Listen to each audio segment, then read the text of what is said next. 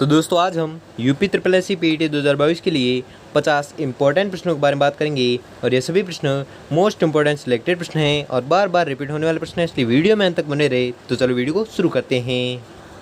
तो आपका पहला सवाल है कि संयुक्त राष्ट्र संघ की स्थापना कब हुई। तो संयुक्त राष्ट्र संघ की स्थापना हुई थी 24 अक्टूबर 1945 को। ठीक है, 24 अक्टूबर 1945 को संयुक्त राष्ट्र संघ की स्थापना हो गई थी। अगला सवाल है कि संयुक्त राष्ट्र संघ के वर्तमान महासचिव कौन हैं। तो इसके वर्तमान महासचिव हैं एंटोनियो गुटरेस। ठीक है, एंटोनियो गुटरेस है जो संयुक्त राष्ट्र संघ के वर्तमान महासचिव है। और उसका नोट है कि श्री एंटोनियो गुटरेस पुर्तगाल के राजनयिक हैं जिन्होंने यूएनओ का नौवां महासचिव है जो 1/1/2017 से चुना गया है। ठीक है, अगला सवाल है कि राष्ट्रसंघ की स्थापना कब हुई थी। तो राष्ट्रसंघ की स्थापना हुई थी 10 जनवरी 1920 को। ठीक है, 10 जनवरी 1920 को राष्ट्रसंघ की स्थापना हो गई थी। अगला सवाल है कि राष्ट्रसंघ की स्थापना का श्रेय निम्न में से किसको है। तो यह श्रेय है वुडरो विल्सन को। ठीक है, राष्ट्रसंघ की स्थापना का श्रेय किसे दिया जाता है, अगर एग्जाम में पूछे तो आपको याद रखना है, इसका श्रेय दिया जाता है वुडरो विल्सन को। अगला सवाल है कि राष्ट्रसंघ का मुख्यालय कहाँ पर स्थित है। तो इसका मुख्यालय स्थित है जिनेवा में। ठीक है, जिनेवा में। ठीक है, जिनेवा में किसका मुख्यालय स्थित है, अगर एग्जाम में पूछे तो आपको याद रखना है, यहाँ पर स्थित है राष्ट्रसंघ का मुख्यालय। कहाँ पर, जिनेवा में। अगला सवाल है कि यूएनओ का मुख्यालय कहाँ पर स्थित है। तो इसका मुख्यालय स्थित है न्यूयॉर्क में। ठीक है, तो न्यूयॉर्क में किसका मुख्यालय स्थित है, तो आपको याद रखना है न्यूयॉर्क में स्थित है यूएनओ का मुख्यालय। अगला सवाल है कि यूएनओ को यह नाम किसने दिया। तो यूएनओ को नाम दिया था रूजवेल्ट ने। ठीक है, रूजवेल्ट ने यूएनओ का यह नाम दिया था। ठीक है, किसने दिया था, रूजवेल्ट ने दिया था। अगला सवाल है कि यूएनओ के आरंभिक सदस्यों की संख्या कितनी थी। तो इसकी संख्या थी 51। ठीक है, 51 संख्या थी किसकी, यूएनओ के आरंभिक सदस्यों की संख्या थी कितनी, 51। अगला सवाल है कि अमेरिकी राष्ट्रपति रूजवेल्ट और ब्रिटिश प्रधानमंत्री चर्चिल ने अटलांटिक चार्टर पर हस्ताक्षर कब किए थे। तो यह हस्ताक्षर किए थे 1941 में। ठीक है, 1941 को अमेरिकी राष्ट्रपति रूजवेल्ट और ब्रिटिश प्रधानमंत्री चर्चिल ने अटलांटिक चार्टर पर हस्ताक्षर किए थे। कब किए थे, 1941 को किए थे। अगला सवाल है कि संयुक्त राष्ट्र महासभा का मुख्यालय कहाँ पर स्थित है। तो इसका मुख्यालय स्थित है न्यूयॉर्क में। ठीक है, तो न्यूयॉर्क में किसका मुख्यालय स्थित है, तो आपको याद रखना है न्यूयॉर्क में स्थित है संयुक्त राष्ट्र महासभा का मुख्यालय स्थित है। कहाँ पर, न्यूयॉर्क में। अगला सवाल है कि सुरक्षा परिषद के सदस्य देशों की संख्या कितनी है। तो आपको याद रखना है इसकी संख्या है 15। ठीक है, सुरक्षा परिषद के सदस्यों की संख्या कितनी है, 15 है। अगला सवाल है कि सुरक्षा परिषद के स्थायी देशों की संख्या कितनी है। तो इसकी संख्या है 5। ठीक है, 5 किसकी संख्या है, तो 5 है सुरक्षा परिषद के स्थायी देशों की संख्या, कितनी है, 5। अगला सवाल है कि सुरक्षा परिषद का मुख्यालय कहाँ पर स्थित है। तो सुरक्षा परिषद का मुख्यालय स्थित है न्यूयॉर्क में। ठीक है, न्यूयॉर्क में किसका मुख्यालय स्थित है, अगर एग्जाम में पूछे तो आपको याद रखना है यह मुख्यालय सुरक्षा परिषद का मुख्यालय कहाँ पर स्थित है, न्यूयॉर्क में। अगला सवाल है कि निम्न में से कौन सा देश सुरक्षा परिषद का स्थायी सदस्य नहीं है। तो वह देश है जर्मनी। ठीक है, जर्मनी वह देश है जो सुरक्षा परिषद का स्थायी सदस्य नहीं है। कौन, जर्मनी। अगला सवाल है कि सुरक्षा परिषद के अस्थायी सदस्यों का चुनाव कितने समय के लिए किया जाता है। तो यह किया जाता है 2 वर्षों के लिए। ठीक है, सुरक्षा परिषद के अस्थायी सदस्यों का चुनाव है कितने समय के लिए किया जाता है, अगर एग्जाम पूछे तो आपको याद रखना है यह किया जाता है 2 वर्षों के लिए। अगला सवाल है कि सुरक्षा परिषद के अस्थायी सदस्यों की संख्या क्या है।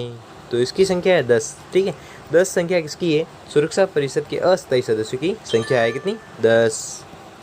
अगला सवाल है अंतर्राष्ट्रीय न्यायालय में जजों की संख्या कितनी होती है।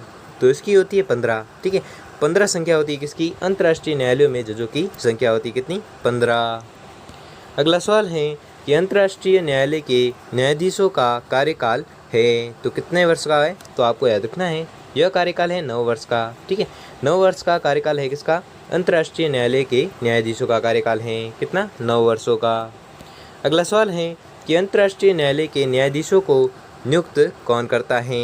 तो इसको नियुक्त करता है एक और दो दोनों, सुरक्षा परिषद और महासभा, ये दोनों हैं जो अंतर्राष्ट्रीय न्यायालय के न्यायाधीशों की नियुक्ति करता है। इसलिए आपका राइट आंसर हो जाएगा ऑप्शन नंबर 3। अगला सवाल है कि खाद्य एवं कृषि संगठन का मुख्यालय कहाँ पर स्थित है? तो इसका मुख्यालय स्थित है रोम में। ठीक है, रोम में किसका मुख्यालय स्थित है? तो आपको याद रखना है रोम में स्थित है खाद्य एवं कृषि संगठन का मुख्यालय स्थित है कहाँ पर? रोम में। अगला सवाल है कि यूनेस्को का मुख्यालय कहाँ पर स्थित है? तो यूनेस्को का मुख्यालय स्थित है पेरिस में। ठीक है, तो पेरिस में किसका मुख्यालय स्थित है? अगर एग्जाम पूछे तो आपको याद रखना है पेरिस में स्थित है यूनेस्को का मुख्यालय। अगला सवाल है कि विश्व स्वास्थ्य संगठन का मुख्यालय कहाँ पर स्थित है? तो इसका मुख्यालय स्थित है जिनेवा में। ठीक है, जिनेवा में किसका मुख्यालय स्थित है? विश्व स्वास्थ्य संगठन का मुख्यालय स्थित है। अगला सवाल है कि अंतर्राष्ट्रीय मजदूर संगठन जिसका मुख्यालय जिनेवा में है, इसकी स्थापना कब हुई? तो इसकी स्थापना हुई थी 1919 में। किसकी स्थापना हुई थी? अंतर्राष्ट्रीय मजदूर संगठन ILO है, जिसकी स्थापना हुई थी कब? 1919 में। और इसका मुख्यालय कहाँ पर स्थित है? तो जिनेवा में स्थित है इसका मुख्यालय। अगला सवाल है कि विश्व बैंक व अंतर्राष्ट्रीय मुद्रा कोष का मुख्यालय कहाँ स्थित है? तो इसका मुख्यालय स्थित है वाशिंगटन DC में। ठीक है, वाशिंगटन DC में किसका मुख्यालय स्थित है? तो यह स्थित है अंतर्राष्ट्रीय मुद्रा कोष का मुख्यालय स्थित है कहाँ पर? वाशिंगटन DC में। और विश्व बैंक का मुख्यालय स्थित है कहाँ पर? वाशिंगटन DC में। अगला सवाल है कि संयुक्त राष्ट्र की अधिकृत भाषाओं की संख्या क्या है? तो इसकी संख्या है 6। ठीक है, 6 संख्या किसकी है?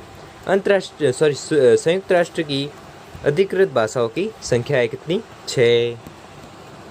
अगला सवाल है कि अंतर्राष्ट्रीय विकास संगठन का मुख्यालय कहाँ पर स्थित है? तो इसका मुख्यालय स्थित है वाशिंगटन DC में। ठीक है, वाशिंगटन DC में अंतर्राष्ट्रीय विकास संगठन का मुख्यालय जो स्थित है कहाँ पर? वाशिंगटन DC में। अगला सवाल है कि अंतर्राष्ट्रीय परमाणु ऊर्जा अभिकरण जिसका मुख्यालय वियना ऑस्ट्रेलिया में है, और इसकी स्थापना कब की गई? तो इसकी स्थापना की गई थी 1957 में। ठीक है, तो 1957 में किसकी स्थापना की गई थी? तो 1957 में स्थापना की गई थी अंतर्राष्ट्रीय परमाणु ऊर्जा अभिकरण की स्थापना की गई थी 1957 में। और इसका मुख्यालय कहाँ पर स्थित है? तो इसका मुख्यालय स्थित है वियना में। और वियना कहाँ पर है? ऑस्ट्रिया में।